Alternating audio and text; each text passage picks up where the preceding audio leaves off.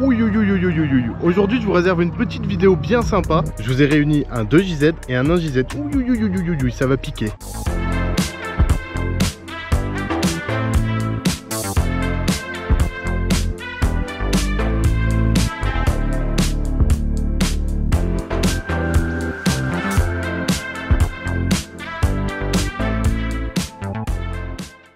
Et voilà, on est réunis ce jour, non pas pour l'union de deux personnes, mais pour l'union de deux voitures quand même complètement dingues. Une Toyota Aristo V300 Vertex Edition 2JZ GTE, donc 2JZ 3 litres biturbo, et une Toyota Chaser que vous avez précédemment vu dans la chaîne, hein. C'est celle de mon ami Alexis. C'est une 1JZ GTE VVTi. Donc là on est sur du single turbo en 2,5 litres, c'est le 1JZ. Et je voulais vous faire cette vidéo parce qu'en fait c'est deux voitures complètement différentes et je voulais vous les présenter parce qu'on a la chance d'avoir du coup l'Aristo qui est très rarement présente. Donc du coup là ça va être plutôt sympa. On va comparer en fait non pas sur la conduite mais plutôt sur l'aspect on va dire ce que propose le véhicule en fait, parce que la conduite on va passer l'épreuve de la conduite tout bêtement parce que on est sur un 2JZ boîte automatique, là on est sur un 1JZ boîte manuelle et en toute franchise elles ne sont pas trop comparables en vrai parce qu'elles n'ont pas toutes deux en fait la même fonction. On va commencer par l'Aristo. L'Aristo, donc le 2JZ, la seule voiture au monde, si je ne dis pas de bêtises, oui c'est ça, c'est la seule voiture au monde, à part la Toyota Supra, à être équipée du 3 litres biturbo. Donc là en fait on est sur l'équivalent on va dire de la bonne classe E de chez Mercedes, hein, de la série 5 de chez BMW. On est très bien accueillis dans des gros sièges cuir d'une qualité assez exceptionnelle. On est sur un cuir mat, ça par contre je suis ultra friand, qui est très épais. Donc on est sur la boîte automatique identique à celle que j'avais dans la Supra. C'est une boîte automatique à 4 rapports. On a le petit écran que je vais vous allumer. Alors le petit truc cool aussi tu vois, c'est que quand tu mets la clé, hop, tu as le volant qui s'abaisse et qui se remet dans la dernière position que tu as utilisée. On va mettre le contact. Donc tu as le même écran que dans la Crown en fait. Ici tu vas gérer donc ta radio, ta clim, tout le reste. Là tu as les compteurs. Donc hop là, les compteurs ici qui sont très en profondeur. Là on est vraiment dans du grand luxe, hein. Là tu peux taper des kilomètres sans avoir de soucis. Tu vois les places arrière quand même, hein. Très grand confort dans des sièges cuir très enveloppants. C'est une voiture qui est vraiment très sympa. T'as les sièges chauffants, t'as différents modes de conduite, t'as l'assistance déconnectable, divers rangements. Non, c'est une voiture qui est vraiment très sympa. T'as un son JBL, tu vois, qui est équipé complètement dans la voiture. Donc celle-ci n'a pas de toit ouvrant, mais elle est dans un état par contre irréprochable. Voilà pour l'intérieur de la petite Aristo. On retourne sur l'extérieur. Donc au niveau de l'extérieur, les Vertex Edition, tu vas les reconnaître grâce au petit badge qui est ici. Alors j'ai plus exactement la liste de la différence avec les versions de base. Ah, j'ai pas envie de dire de bêtises, je l'ai plus en tête. Je crois que les combinés sont différents, je crois que la ligne est différente. Il y a le kit carrosserie aussi, ouais, il y a l'aileron, la Vertex derrière qui est magnifique. Donc celle-ci elle a les logos en noir, ça lui rend vraiment un aspect. La configuration de la voiture elle est parfaite, je trouve, avec les jantes noires, les logos noirs, les vitres teintées noires, ça fait tellement mafieux. Alors après on aime ou on n'aime pas, hein. La gueule elle est particulière, c'est vrai qu'elle ressemble vachement à une classe E. Le design il est vachement été repris en fait des classes E de la même année. C'est vrai que Toyota à cette époque il se cassait pas trop la tête pour le design, mais par contre en termes de motorisation, bah, je vais vous le montrer en fait, hein. Et voilà. Donc sur la motorisation, on est bien sur le 2JZ GTE de la Toyota Supra. Donc le système de biturbo qui est ici, hein, qui n'a pas changé par rapport à la Supra. On retrouve donc le 3 litres 6 cylindres VVTi. On est sur du gros bloc, hein. Là clairement on est sur vraiment du gros moteur. Donc faut pas oublier, hein, ces genres de moteurs là avec une prépa single on peut prendre du 800-900 chevaux sans problème. Après c'est la boîte qui va limiter aux alentours des 450. Très bonne bagnole. Et surtout une grosse chose à savoir, bah, c'est que c'est une voiture qui coûte pas excessivement cher. On arrive à les trouver aux alentours de 12-14 000 euros homologués.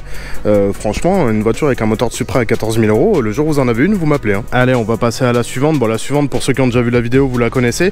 C'est vrai qu'elle a un petit peu évolué depuis, hein. Il y a eu des rajouts qui ont été sur le pare-choc avant. Il a pris des petits appendices aérodynamiques. Il y a les jantes aussi qui ont changé. Les jantes n'étaient pas comme ça sur la première vidéo. Là on est sur des SSR. Sur l'ancienne vidéo il avait les jantes de Toyota Supra d'origine. Il a des side squirt aussi rajoutés, donc des bas de caisse, des rajouts de bas de caisse. Il y a le kit carrosserie aussi qui était pas, parce que là on est sur des bas de caisse Origin Lab si je dis pas de bêtises. Le bas de caisse est plus du tout le même que dans la première vidéo. Il a rajouté aussi un petit aileron de toit, histoire de finir un petit peu la coupe. Et surtout, bah, il n'y a plus l'aileron arrière. Avant il y avait un aileron, maintenant il n'y est plus. Donc il a retiré cet aileron du coup pour pouvoir mettre en fait l'aileron de toit, parce que sinon il trouvait que ça faisait un petit peu trop. Là c'est vrai que par contre on est sur une gueule complètement agressive, hein. Là on commence à s'approcher clairement d'un kit carrosserie de voiture de drift. Elle a vraiment un air très agressif. Donc le pare-choc avant aussi n'est pas du tout d'origine, on est sur un Origin Lab pareil, hein. Là elle commence vraiment à ressembler à une chaser comme on peut voir au Japon. Très agressive, très sympa. Au niveau de l'intérieur, pour ceux qui la connaissent pas, alors ça change littéralement, hein, par contre de l'Aristo. Il y a une chose déjà qui va choquer dès le départ, c'est ça. C'est qu'il n'y a pas de montant de porte en fait. Sur les Chaser, ça c'est quelque chose que j'apprécie beaucoup, tu vois. Il n'y a pas de montant de porte à l'avant comme à l'arrière. Et ça, je trouve ça vraiment stylé parce que tu vois, sur l'Aristo, on est sur une voiture traditionnelle avec un montant de porte.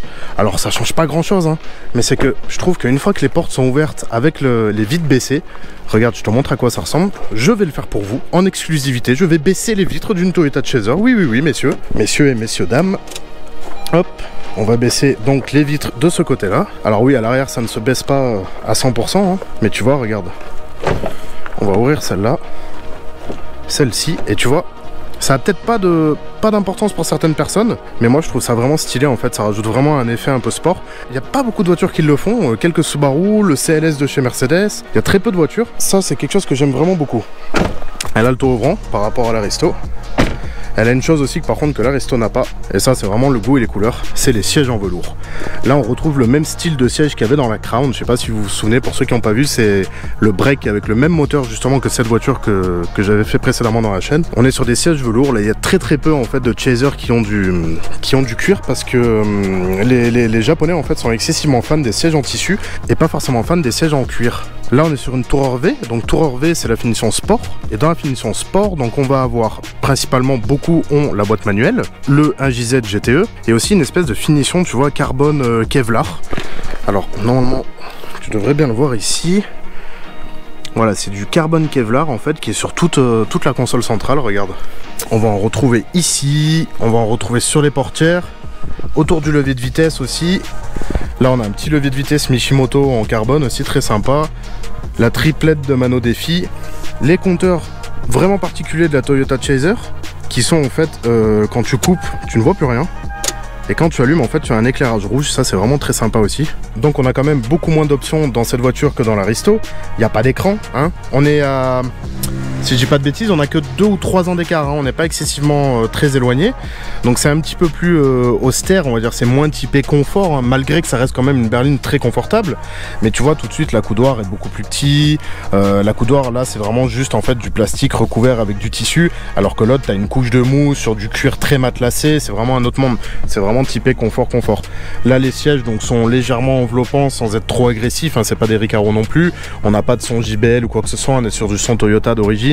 Sur l'autre on a un régulateur de vitesse, là nous n'en avons pas.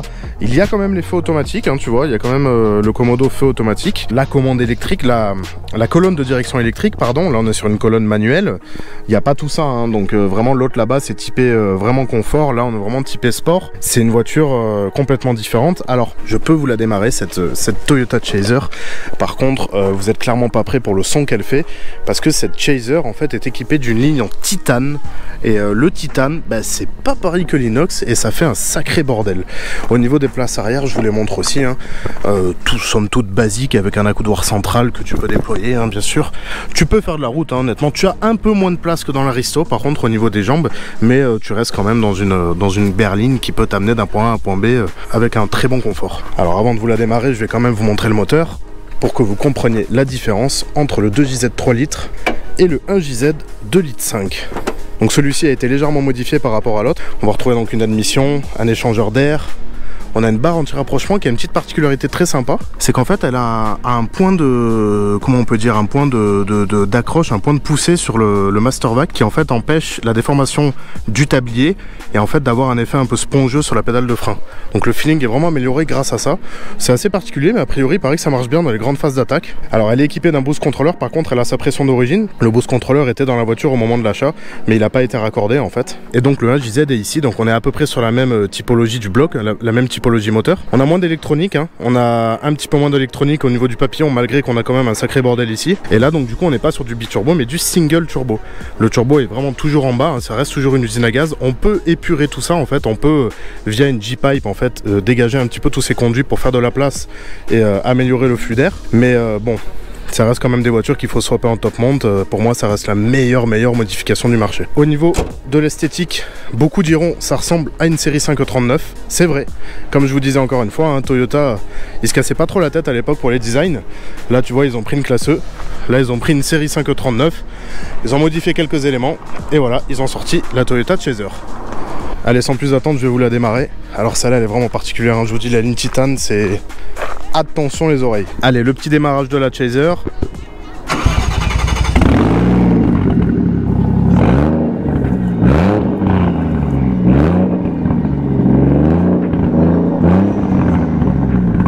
Ah, je vous avais prévenu, hein. Ça chante le titane, hein. C'est vraiment pas discret. Bon, heureusement, il existe des chicanes, hein, pour ça. Mais c'est vrai que cette Chaser a fait quand même un bruit de tous les diables. Et voilà, donc c'était une petite vidéo où je voulais vraiment vous présenter ces deux bagnoles. Donc comme vous les voyez, elles sont derrière moi, hein, c'est vraiment deux monstres, honnêtement, deux philosophies différentes.